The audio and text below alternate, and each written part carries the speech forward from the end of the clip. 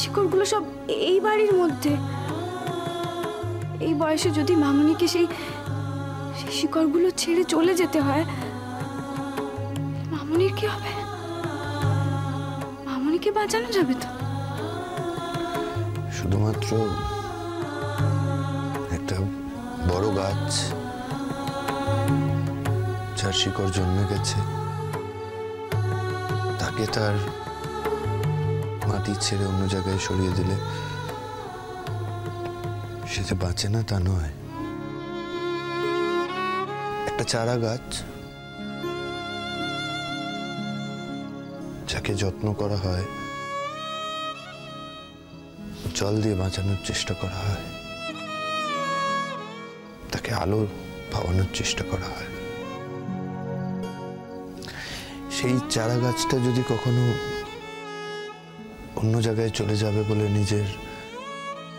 নিজের মাটি ছেড়ে চলে যায় বা সরিয়ে দেওয়া হয়, সেই চারা গাছটাও ভালো থাকে না, অসুস্থ হয়ে পড়ে চারা গাছটা। এই কথাটা কাকে বলল?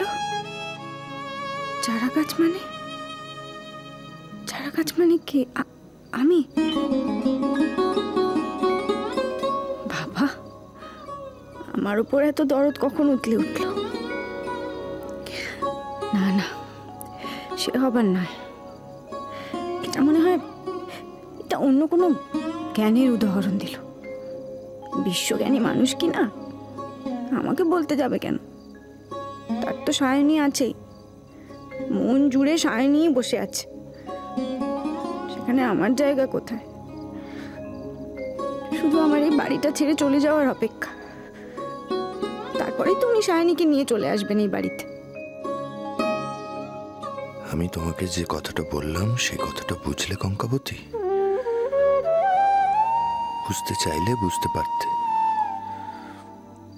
কিন্তু তুমি তো আমি মানুষটাকেই বুঝতে পারলে না কোনোদিন। আর আমার কথা কি বুঝবে?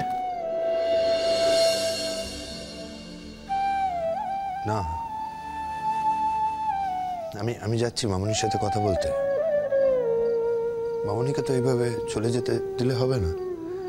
আর শুধু আমি একা নয়, দিদি ভাইকেও ডাকতে হবে, জিয়াউত্রীকেও ডাকতে হবে। ওদের সবার সমান অধিকার আছে মামুনির ওপর।